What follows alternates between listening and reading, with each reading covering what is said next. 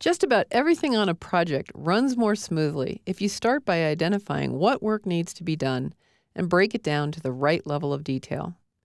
For most projects, the best way to identify work is to start at the top with the high-level project deliverables and work your way down. First, make a list of the high-level deliverables. In our example, the high-level deliverables are orientation topic outline, employee handbook, videos, a website, and live training. Each of these deliverables can be put into a section of the overall project. Don't forget to add in work like the project management you do, reporting, and communication. Then identify what needs to be done to produce each of these deliverables. This means breaking the work down into smaller pieces until you have tasks that are easy to estimate, assign, and track. Once you have a section for each high-level deliverable, the next step is to look for lower-level deliverables. In our example, a few lower-level deliverables are the Train the Trainers materials and a training schedule. For each of these lower-level deliverables, identify the tasks that will deliver them. The next step is to review the tasks to see if they look like they're the right size. The way to tell if a task is the right size is if you can estimate it and track it easily. A common rule of thumb is between 8 and 80 hours, anywhere from 1 day to 2 weeks. Here are a few methods you can use to evaluate the size of your tasks. Break down tasks so their duration represents a small percentage of your project's length, like 5% or less. Break down work into short tasks for short projects, longer tasks only on longer projects. For example, if a project is only a month or two, say 40 business days, keep task duration up to 2 days long, or 5% of the project length. When a project is 18 months long, tasks up to a 1 or 2 week duration is fine.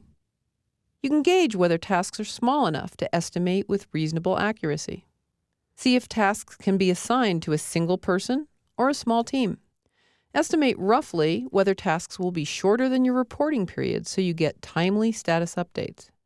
See if tasks have distinct beginnings and ends, like being triggered by another task or delivering something at the end. That makes it easy to track status. If the task is the right size, you can stop right there. If the task is too big, repeat these steps until the task is the right size. For larger projects, work with a small planning team to break down the first level or two of tasks. Then you can hand off tasks to other teams to flesh out the lower level work that has to be done. For instance, you might give the task of creating an orientation website to a small web development team. If you get tasks from the lower level teams, add those to your overall project. After you have the task list completed, get together with your planning team and make sure each task is correct.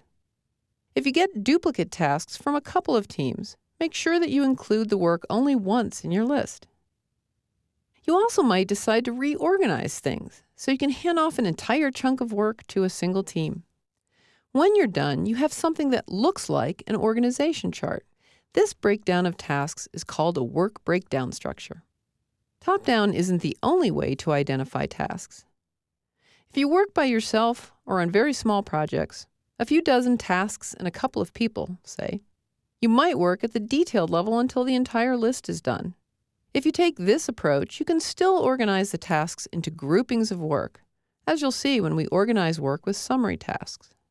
At other times, you might work your way from side to side. Take the first high-level deliverable and flesh out all the tasks for that aspect of the project before you move to the next. This approach works well if different teams take on each part of the project with well-defined handoffs from team to team. With this work breakdown structure in place, you're well on your way to building your initial schedule. A membership to lynda.com unlocks this entire course and hundreds of others. Visit lynda.com to learn more.